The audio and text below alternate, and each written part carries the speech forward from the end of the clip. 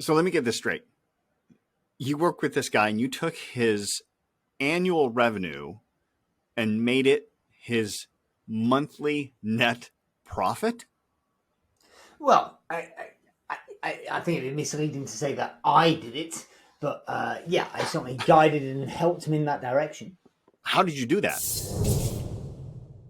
Welcome to episode 203 of the Dan Bradbury Podcast, my friend. It's good to be with you, even though I'm not with you physically. I'm remote.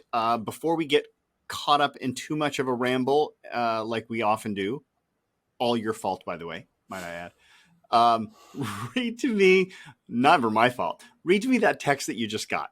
Right, like just before we started recording, you wanted to read me that you read me that text. I want to hear it again. Yeah. So this client, we had a coaching session yesterday, and he just had a record-breaking month in terms of revenue, but he wasn't yet clear. He was still waiting for exact confirmation of his profit numbers, and then he texted me back later in the afternoon, 2:52, and said £280,000 net profit last month after tax. Not a bad comeback. Smiley face.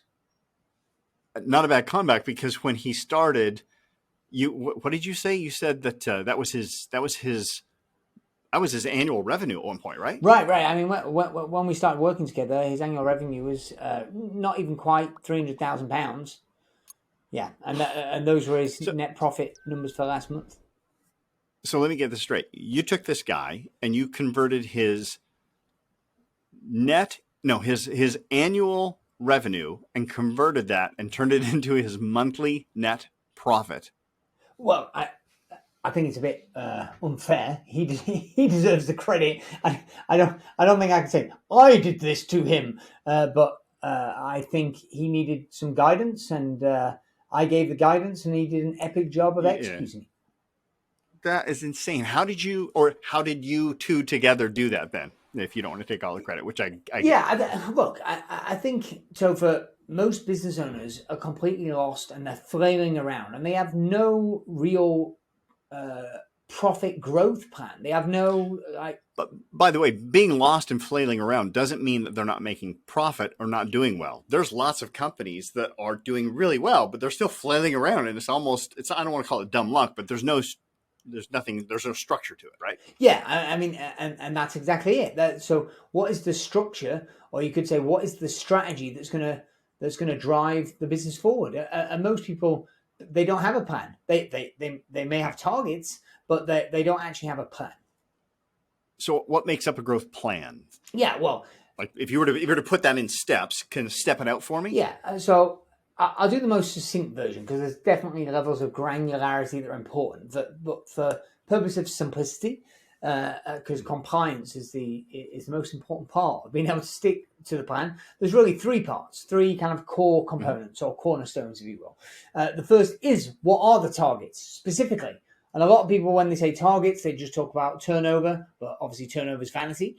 So like, what are the revenue, profit, cash, net asset targets that we're going for? And then the second thing is the one that's most often neglected, Topher, which is, what are the obstacles that are currently impeding that? Right. So in other words, let me tell you what not to do. So let's inverse it. A lot of people just go, oh, I'm currently at $1 million revenue. Right. I want to have 2 million in revenue, which means in the first half of the year, I need $1 million in revenue. And this quarter, I need $500,000. Right. That's the plan. The plan is to turn out. And that's not a plan. That doesn't tell you how to do it. You've got to start with a target. Yeah, that's just a goal. Correct. Yeah. So you're going to have a goal. Then you're going to have broken down milestones. That relates to the targets. And you're going to have the feedback loop, right? You've got to have the management accounts. You've got to have the reports that show whether you're on or off track. But then you've got to decide what to do. But the missing bit, and that's the third part, which is the strategy. But most people confuse strategy with just a list of actions. What a strategy is, Topher, so the key part of the plan is in diagnosing the problem. In other words, what is the obstacle that prevents you? So if you're at $1 million in revenue, you want to be at 2. What's preventing you? Why are you not there already? You go, well, right, I don't have enough customers. Okay, well, why don't you have enough customers? Is it because you're not getting enough leads? Or is it you're getting loads of leads, but you're not converting the leads? And what's the root cause of that? Is it because your positioning is bad? Is it because your marketing message is wrong? Is it because you've got a weak sales team? Is it? right, etc., etc. So, and the figuring out what the problem is the root cause. So the three parts are: one, target. By the way, reminds me of the crux that you were talking about. Your year, book of the year last year was the crux. Got to identify the crux. Right. Sorry, didn't mean to interrupt. Go ahead. You said you're step correct. one is what? Well, step one is targets. Step two is identify the obstacle. And step three is the obstacle defines the strategy, because the strategy is there to address what is the obstacle, right? So in the crux, I'm going to say something a bit contrarian and controversial now, Topher. I think it's near the end of the book. I think it's chapter 12. It could be further. I think I know what you're about to say. The author poo-poos or says there's a whole load of consultants out there that talk about the purpose of vision and mission. And he says, basically, they're full of shit. I'm paraphrasing the book slightly, but that's pretty much what he said. Right. He said, a vision and a mission, like, why a vision? Why a mission? And he goes, ultimately, that doesn't actually make the business money. What makes a business money is understanding how to solve the problems. I.e., what is the strategy that gives it a competitive advantage that solves the problems in the marketplace? Because he argues that often a vision is just dressed up where we want to go so we can all be excited and rah-rah. Now, I think, to be fair, Topher, to mismatch him slightly, there is value in the employees and the team being aligned and having a common vision and knowing the direction they're going. There is value in that. But where I think the author is right is being, look, you can have the vision, but if you are clueless about the cold, harsh reality of the obstacles, what's going on the battlefield of business, you're going to be clueless. So you need to diagnose the obstacles you've got and then come up with a strategy to get through or over or around the obstacle. Yeah, you didn't say what I thought you were going to say, by the way, but it piggybacks perfectly off of it. But the part of that book that really impacted me was he said that you do not develop your goals. Sorry, you don't develop your strategy based upon your goals.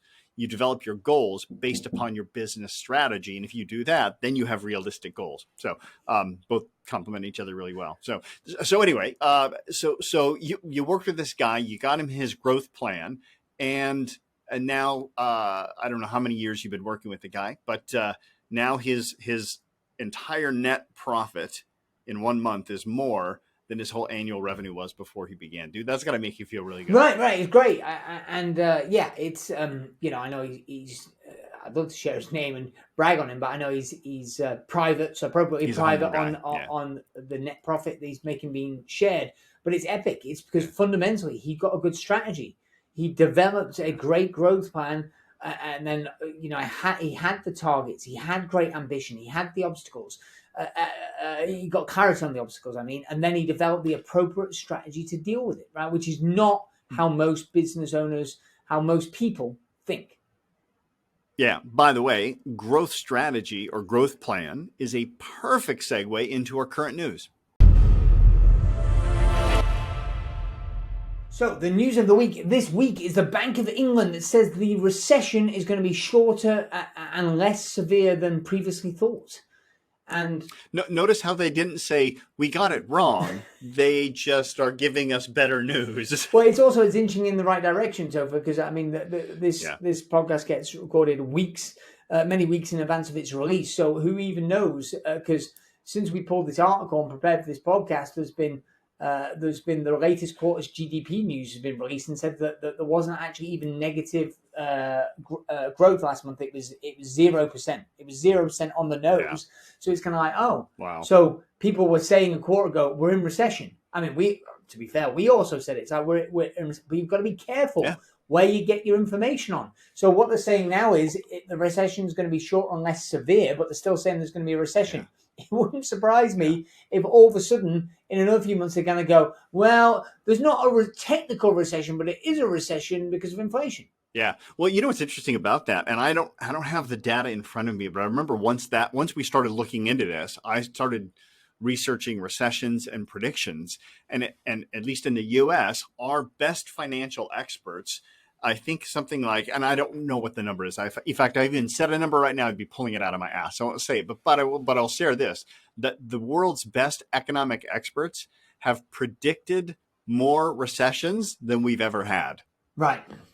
So they clearly do get it wrong. And listen, I hope they are wrong. I hope that we don't have one. But I think that the message here for everybody who's watching this podcast or listening to this podcast is, regardless of what does happen, you better have a growth plan. 100%. I mean, look, this is where this client, let's call him Dave, this is where Dave had it spot on.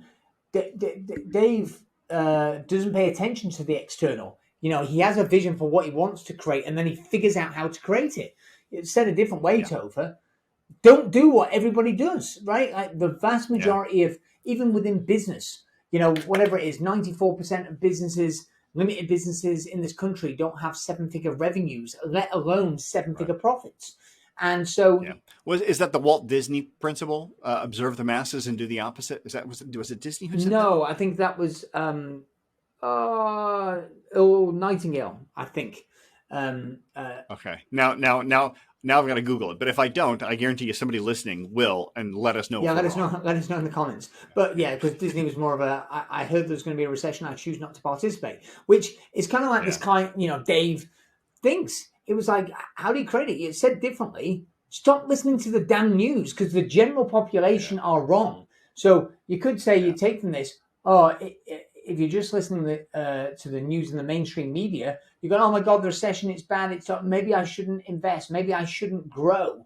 Where effectively the way to win is to be contrarian. It doesn't mean that contrarian is always right, just to be clear. But sure. But winning comes from betting against the market being right. If you're going to get outsized, disproportional returns, and I remember, I've got to be careful now. I wish I hadn't named him Dave, because I keep going to say the client's name. I was sitting here going, he's not going to be able to make this whole show without saying his real name. Right. I'm going to have to edit it. But Dave was very unpopular in the first lockdown. Because I remember him being very vocal about that we need to trade, and when the first lockdown, when there was essential workers only, he quickly quipped, but I think he meant it. Well, it is essential work. It's essential that they that the employees work, so that we can keep them in jobs. But the point being that you could argue, if you listen to this podcast, it's like, it's not helpful to listen to the mainstream news, because the narrative is often wrong, and even if it's right, but it causes you to change your filter, and you buy in with what the masses do. At best, you're going to replicate their results, which are, mediocre. Do you want 0% growth? Just copy the masses in the UK economy right now.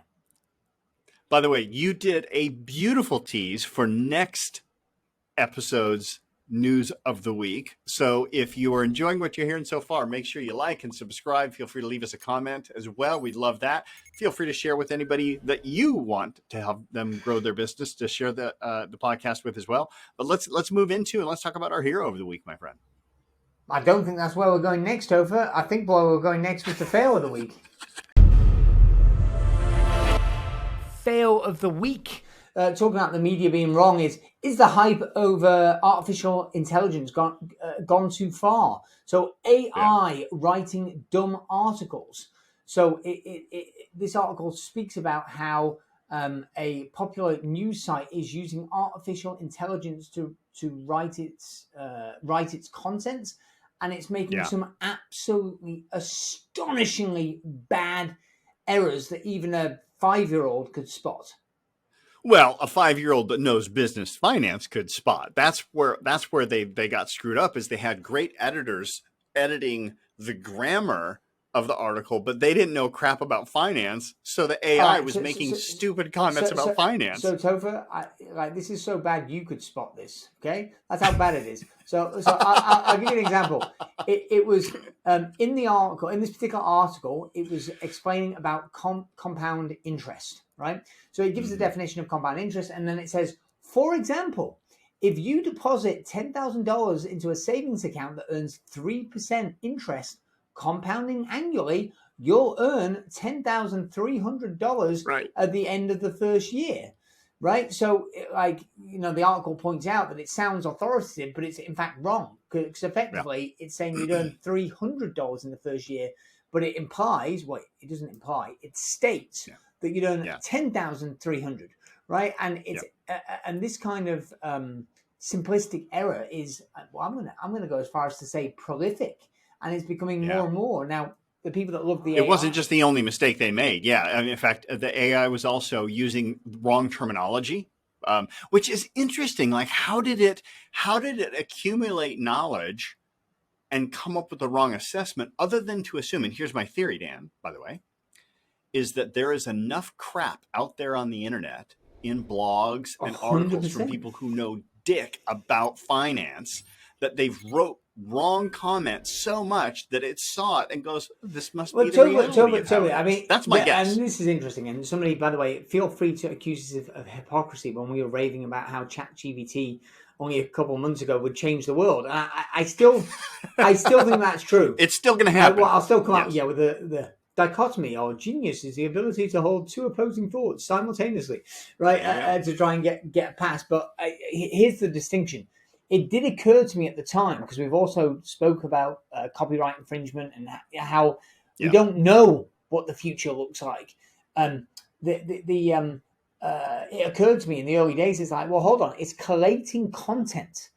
It's collating content from the internet as though the internet is correct. And maybe you go, well, no, the AI is smart enough and it looks through enough sources and it gets the compounded, it takes the aggregate or what the weighted vote in favor. But any innovation comes from fundamental change that is at first opposed. So it's kind of like... Yeah, well, I was going to say that's an interesting theory, though, right? Because how do we define what's true in the world anyway, right? I mean, you've got objective truths and subjective truth, and news is comprised mostly of subjective truth. It's like whatever the majority says is right, kind of a thing. So, well, I'll give you an interesting example, Topher. When I first got on ChatGPT, one of the things when I was just experimenting, a bit like everybody Googles their name, I asked ChatGPT who I was. Now, at the moment, there is a very upcoming, there's an up and coming professional golfer who's pissing me off because I'm getting notifications all day called Dan Bradbury. He's actually called Daniel Bradbury, which admittedly is also my name. By the way, you might get some really great golf games booked from some influential people. You never know. Anyway, but to the point, so I was like, okay, I can't ask him that. I'm gonna ask, what my net worth was, right? And I've seen net worths listed that are both high and low by 7 figures, right, in both directions. Yeah. So I'm going to go like, well, that's clearly, there's no authoritative source, but I don't want that to be known. So that's just interesting. But then the third example was I asked who was the author of Turnover is Vanity, Profit is Sanity. It got the answer wrong. I mean, try it now. I can't, like if you got ChatGPT, ask it, and I can't remember who it came up with, but it said a name, and I was like, well, that's wrong. Where is it pulling that from? I couldn't find that on the internet. So I said, let me ask my other book. So I said, who published Reading Gazelle's Fast Growth Strategies for Your Business? And it came up with a different person. So really? Yeah. By the way, very subtle way to plug your books, might I add. Thank you. That is some top level. Yeah, that wasn't my idea. That was my idea. That was ChatGPT. He said, "Hey, I asked it, how do I covertly sell more books without people knowing?" And he said, "Hey, I've got just a thing for you. I'll plant fake names." No. That's awesome. So basically. Oh, by the way, we've kind of gone down a rabbit hole here as well. This article about stupid AI articles, I can actually one-up you on this one now. I just saw, I think it was yesterday or 2 days ago, on CNN, they have a video of there's a new flirting AI app that you can download to help you flirt with this was your research, was it, Topher? This was your research. I mean, good God. Yes, for science. For science. Story, anyway, I've got a tip for you. Like, if you now I've got to find it. Like, if you're trying to find a mate, Topher, a man, woman, or judging by your Instagram profile, AI says that you're most attracted to dogs. Apparently, dogs. Right? I've got one piece of advice for you. Try shaving. I mean, good God, man, you look like a homeless person. I mean, if you're listening to this, you don't get it. Get on YouTube right now. Look at this man. Tell him that, like, have you slept in days? Like, what's This is, you know how like athletes won't shave, like when they're in their finals because they want to win or whatever. This is my way of getting back to the UK because I'm back in the States now. I'm done with this place. I want to get back into my new motherland. long live the king. I want to get back to England. So I'm just keeping this beard. I'm going to grow it until I get back to land in England. That's my So story. you're I'm hoping sticking to that it. you're going to look so rough that the US is going to deport you? So that's the game plan. And also, I want to point out the ridiculousness of get back to the motherland, or the place where you're not from. Anyway, whatever.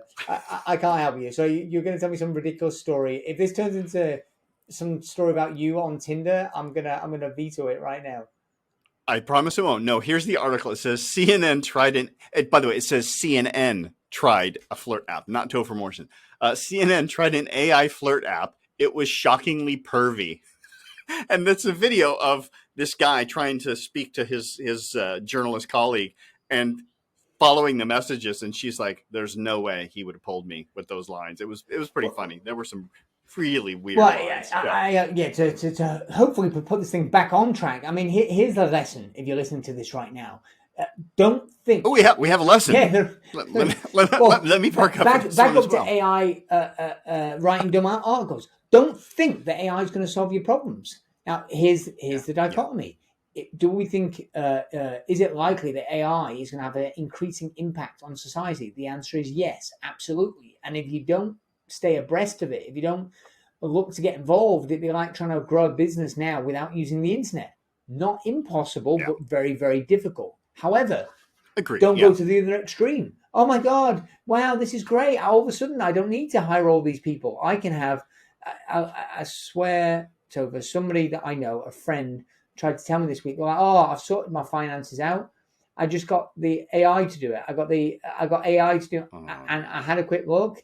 No. And it was a shit show, And by the way, I know who you're talking about. I saw their article, on social media, and I was just like, "This is not good."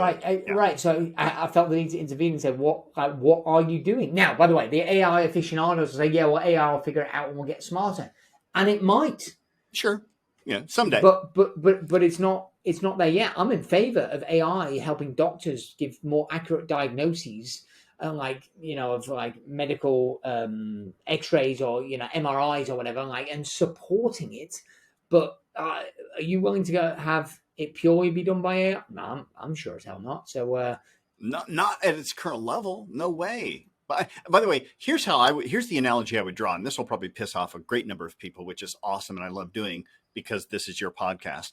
I think people putting all of their faith in AI right now is like a lot of network marketers thinking that, I'll just sell this crap and I'll have residual income for the rest of my life. It's almost like AI has become the new residual income myth, that it's going to fix all your problems and it's going to do everything for you. It's just not the way it is. Right. Yeah, 100%. I'm on board with that. So effectively the lesson, which isn't super sexy, but I think it's true, is you can't be at either extreme. You can't ignore this. The ostrich defense is not a strategy. But equally, it's not going to solve all your problems. Oh, that makes me think, Topher. So let's talk more about AI and debunking it. We have a very, very special guest coming to our CEO Mastermind. New name. CEO Mastermind on the 29th and 30th of March. Who have we got coming?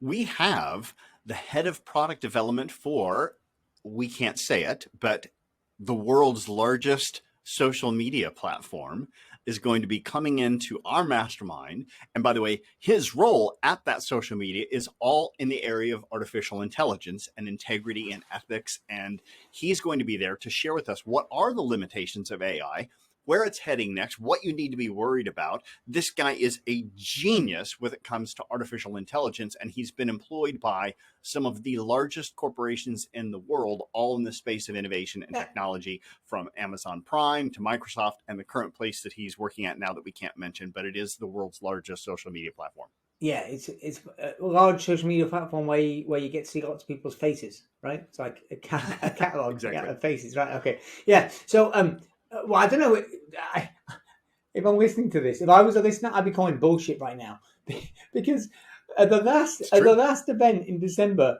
we had our first billionaire come and speak, and who is very privacy is very important to him, so he didn't want us to use his name. Now, of course, the people were there got to know him, meet him, and he was tremendously humble. And now we're having a person. Are we allowed to say the person's name? I know we're not allowed to say the company he works for. Yeah, we can say who it is. The attorneys just specifically said, listen, he's coming not representing his company. He's coming as himself, just talking about his knowledge and his expertise. So he's not representing the company, and that's fair. So we just want to leave the company name out. But his name is Ankur Modi, and he is a genius. Okay, very good. Yeah, and again, if it's me as a skeptic, I'm immediately Googling the guy's name, right? And it's not hard to find somebody's LinkedIn profile. But anyway, obviously don't do that because we're not saying who he works for. But we can say he works for the largest social media platform as head of it. Listen, you know how excited I was when we brought in Alejandro. The person we're not allowed to name. I didn't say his full name. So there's loads of Alejandros that are out there. I might even be more excited for this one just because, I've had so many conversations with this guy, and most of the time, Dan, when I'm speaking with him, I'm kind of like meta in my brain, right? Like I'm having this conversation about the conversation. Like I'm sitting there going, how is this man so intelligent? Like I'm having a conversation about our conversation. It's crazy. Well, I think, look, in all seriousness, the lesson is, I'm in favor of information. I'm in favor of education. It gives you a higher chance of being right. So whether or not you agree with what Ankur says about debunking AI, what it can do, what it can't do, where he may think it's going, etc. He might be right, he might be wrong, but I'm in favor of getting the information. I don't think ignorance is a very good strategy. By the way, I'm reading a new book that you would love. I'm only on chapter 2. I've just finished chapter 2 this morning, so I don't want to promote it necessarily as a book of the month, but this could or a book of the week. This could easily become a book of the week. Is it How to Flirt with AI? No. Although definitely that's a part of its technology. I've got to actually get the book, and I was just like, because I've ran out of books that was on my list, so I was just going through Libby, going, I want to read a book on business. I'm reading The Age of Surveillance Capitalism. This is a frightening book, wow, Dan. You'd love it. That's a fun read. But it's like 740 pages. It's quite a beast. But it is, it's pretty cool. Right, actually, I can see how that could be interesting, but you got to be careful. I want to, I want to sleep at night. So let's should we get on with, since clearly you're not hosting the show anymore? We're like, no, shall I keep us on track? Should we get on with the hero of the week? The hero of the week this week is none other than Stephen Bradbury. Stephen Bradbury? Is he related to you by chance? Well, Stephen Bradbury is my father, but this Stephen Bradbury is in no way related. So we'll put the link in the show notes. But by the way, I love this story. I when you showed me this link for the hero of the week, I was like, hell yeah, this guy has the coolest story. Yeah, it was great. I mean, we'll put the link in the show notes. But in a nutshell, this gent, my name or part namesake, won an Olympic gold medal in his particular discipline of speed skating. Right, I forget what the distance was, but he was in the race. And should we just play the video? What do you think? Yeah, it's a much better idea. And then unpack it, or should we unpack it and play the video? Let's play the video, because honestly, it's amazing to see what this guy did. I'm probably the luckiest individual Olympic gold medalist in sporting history. Away they go. Stephen Bradbury was content in his semi to sit at the back, and it looks like he'll do that again just here. Look up the tactic. Well, my best chance here is it's only a very minimal chance, but I'm just going to stay out of the way, and that way, if anything does happen, then I'll be there to capitalise. Gets a great track, holds the corners tight, but the Chinese skater on the outside. Oh, and it's a lot of contact. Oh, they've all gone down. Bradbury is going to come through and win gold. Stephen Bradbury from the tail of the field. When I went across the line, I didn't know what the appropriate response was. Absolutely great strategies, just sitting in the back, waiting for things to happen. Well, we've got a saying named after me now, doing a Bradbury, which I'm incredibly proud of. Every time I hear it spoken, the hairs on the back of my neck stand up a little bit. The way I won gold was obviously very different than other athletes in other sports. Bradbury. Anyway, so effectively, what he did was he recognized that he wasn't good enough to win the race. So he was smart enough to kind of go, you know what, I'm going to hold back because inevitably crashes do happen. And that's, he could say he got lucky, but you also say, yeah, but he strategically planned for it. He knew that he was good enough to qualify for the Olympic final, to give him credit, but he was also self-aware and humble enough to know that he could not go toe-to-toe with them and win. So he hung back, and then the opportunity presented himself, and boom, he got a gold. It's just brilliant. It's absolutely brilliant. And I love the fact that they call it doing a Bradbury now. Right. I mean, I almost don't want to take away from doing a Bradbury, albeit I think that could be made to be derogatory as much as it is as being strategically brilliant. That's the way that I'm choosing to filter it. I think a lot of people probably use it in the term of dumb luck, but we use it in the terms of being strategic, knowing your strengths, knowing your weaknesses, playing on both, and winning it all. Look, here's the analogy. It's Warren Buffett would say, in business or in investing rather, if you think of it like baseball, it's like you get 3 strikes and you're out, but in investing you don't. You can have unlimited pitches. So Warren's attitude is don't swing at the hard ones. Just sit there and let the ball sail by and just wait for the easy pitch and knock it out the park. Yeah. And that's what Stephen did. He waited for the opportunity to present itself and then took it. So here's what this means to you as a business owner. Where are you? Okay, that's what I was going to ask you real quick though, because I could challenge that and I could say yes, but in business we don't have unlimited pitches.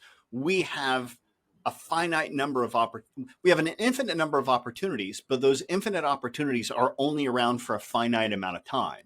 So where's that balance? Like, how do you think we know when we should and should not strike? Yeah, I don't have a pithy answer other than to say my belief, strong belief, Topher, is that a lot more damage is done by business owners trying to persevere or trying to make an opportunity and force it to happen. Right? Like a lot of the sunk cost fallacy.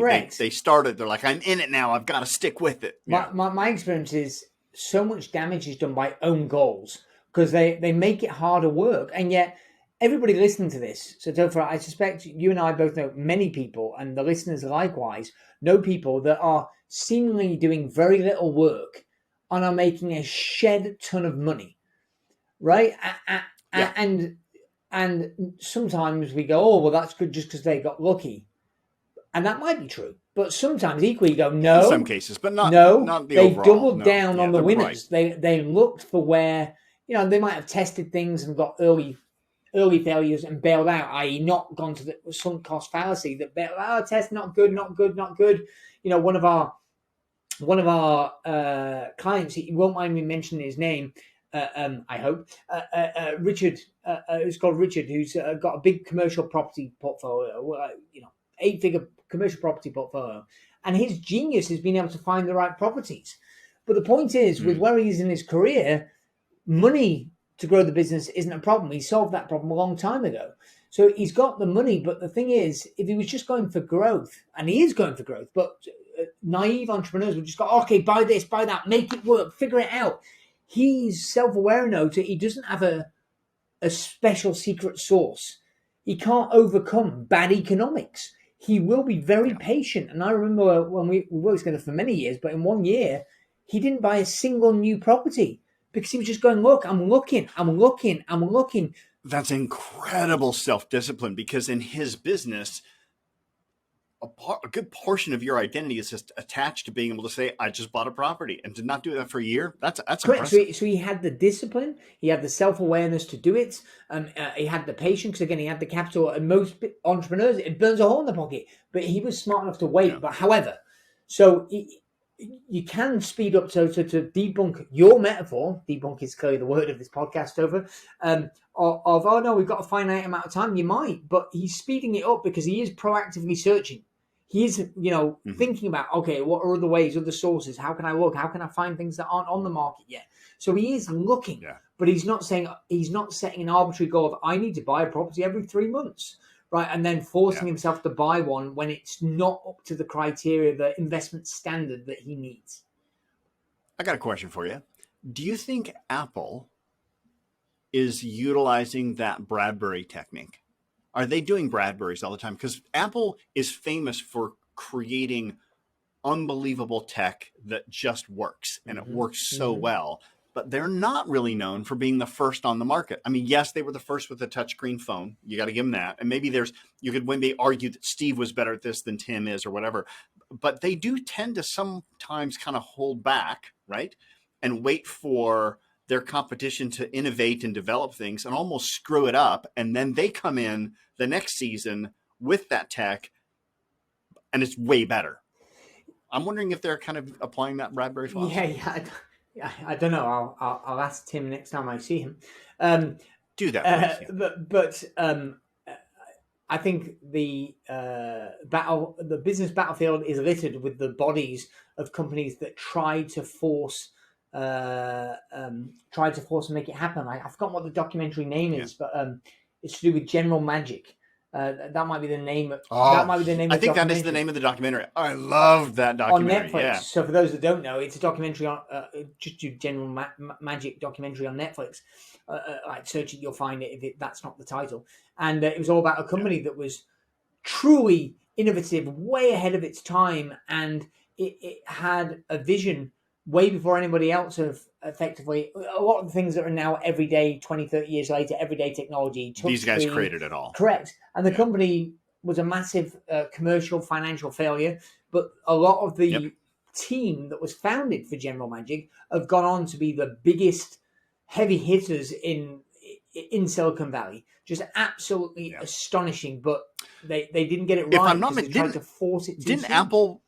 Yeah, I think Apple bought General Magic, didn't they? If I'm not mistaken, I can't remember I don't know if they just hired or recruited all of their top people, or if they bought the company and then just kind of suppressed it and wouldn't let it grow. And then they didn't steal the technology, obviously, but because that's where Steve got the iPad from, was from General Magic, if I'm not mistaken. You know, it's been a little while. It's been a year or so since more than a year since I watched the documentary, but loads of things came out of it, like loads of ridiculous technological advances for a whole variety of platforms. It's summarized about the end. You know, one of my favorite lines in that is there's this. I think she's sitting on the floor actually, and she's just in a bunch of tech, and the person interviewer goes like, "What are you going to use this for?" And it was like this big thing. And she goes, "Oh, someday we could shrink this down so small, you could put it on a watch or something, you know?" And it was just so prophetic to see, oh yeah, now we've got those watches for sure. Anyway, so you could say they didn't doing a Bradbury. Yeah, there you go. So that sums it up for Hero of the Week. So let's talk about Book of the Week. So the Book of the Week this week, and this is a great book and it's very underappreciated. This book is the Checklist Manifesto by I believe his name is pronounced Atul Gawande. And quirky fact, Topher, I'm a big fan of the Tim Ferriss podcast, and this was the most popular, the most recommended book of all time for the first 10 or 15 years on that podcast. It might have been superseded now. I promptly went and bought this book, and I can see why. It's epic, and here's it in a nutshell. So see if this teases you if you've not read that book, and then go and order it. So it gives loads of examples about how checklists can be used as a forcing function, i.e., it makes the argument that the problem is not people not knowing what to do, but not doing what they know. And it gives examples from complex industries like construction and building skyscrapers, and how people screw it up and that delays things. And it costs time and money to fix because there's so many moving parts when you're constructing a skyscraper. You've got electrical, you've got mechanical, you've got plumbing, you've got all these things that have to overlay and interact. And it's very complex. And a simple, effective checklist system can smooth that process, which means things happen much more smoothly, therefore more quickly, therefore more profitably. But it also gives other examples of like fast-paced industries like medicine, like in emergency care, in surgery, where people have to react super quickly. And then because people rush, they make mistakes that cause infections and death, and how they put in simple checklists, but not just, oh, we've got a checklist. You must do this. You must, clean the instrument before you clean the scalpel before you cut into the patient. But the fact was, clear analysis showed that that wasn't always happening, and that would cause infections and cause deaths, and how they not only came up with the checklist, but how they managed to infiltrate a culture. So the relevance to you listening to this now is, ultimately, if you want consistent performance, which is the only way, Topher, it's the only way you're going to sustainably scale is if it's consistent. If you want consistent performance, one of the ways you can do this is to use checklists as a forcing function. And this, Atol's a great writer. I absolutely love this book. It gives loads of examples. Pick up the Checklist Manifesto. Yeah, I remember you raving about this, I don't know, a couple of episodes ago, and that's kind of what sparked my interest on it. I need to get out and read the book. And let's do a little plug for one of your clients as well, because once you've read that book, and you should, then you're going to be looking for a tool or a technique on how you can implement checklists into the business. And there is a great software out now called Air Manual from your client and your friend, Alexis Kingsbury. So let's give him a little plug. Yeah, Alexis Kingsbury. I mean, he's a great SaaS entrepreneur, built multiple SaaS products into great companies. So he did SpiderGap, which is a 360 feedback tool, but his latest one is Air Manual, airmanual.co. And it basically it helps you, and they've got loads of good documentation to help you clarify what your processes, what your systems, or a different way of thinking about it is, what are the right habits that you want your employees to do? And it sets up a process in an easy to use bit of SaaS, records it, so it gives you massive leverage, which really what it does, Topher, is it gives you time. Yes. All right, cool. All right, my friend, I'm feeling pretty confident right now. Maybe I'm getting a little cocky because now I'm kind of in the game here, but I'm going to predict what's next. I think we should go to the quote of the week. Okay, the quote that he was a little bit cocky. Napoleon Bonaparte, who said, the amateurs discuss tactics, the professionals discuss logistics. And if you think about it, that's so true. I love that line. Yeah. I think you could push up on that and find instances where that's not true. But I think the bigger picture and the message there is that if you're not talking about, like, you could have the world's best strategy, or let's even go to his word. You could have the world's best tactics on how to do something. But if you don't have the logistics to make those things happen in the order in which they need to, it's never going to work. Right? You can have all the ingredients to the cake, but if you put them together in the wrong way, it ain't going to be a cake. Right. And in fact, funnily enough, I was speaking about this just yesterday, Topher, in a slightly different form with our mutual friend Chris Hughes. And great man. I was listening to a great financial article. I think it might have been Ramit Sethi. I felt the article was convoluted, but the message was good. And so this is the message that I believe he was saying, but using a simple metaphor that I got from Chris, actually, which is effectively the reason why people struggle with money is, Sethi was arguing, is because they don't have it. They major in minor things, in the sense of they obsess over whether they should buy coffee from Starbucks or make it at home. And rather than think about the big questions. And so the way that Chris words that is, that's £10 tasks versus £1,000 tasks. So, it kind of rhymes with this Napoleon quote that people are getting about tactics. Oh, do this on a Facebook ad or get you more clicks. But strategically, about how you acquire customers, for example, is much more important and long lasting. Having a customer acquisition strategy is much more important than, this headline or that headline or this banner, or right? So strategy beats tactics. Well said, my friend. All right, take us out of here. All right, so as always, this episode and all episodes are about, if you want a better business, you need to become a better business owner. I hope you enjoyed that episode. 3 things you need to do now. Number 1, make sure you subscribe to this podcast so you do not miss an episode. Also, get on over to Amazon to get a copy of my latest book, Turnover is Vanity, Profit is Sanity, 9.5 steps to improving your profits and cash flow. Also, join our Facebook group, the Turnover is Vanity, Profit is Sanity community, to connect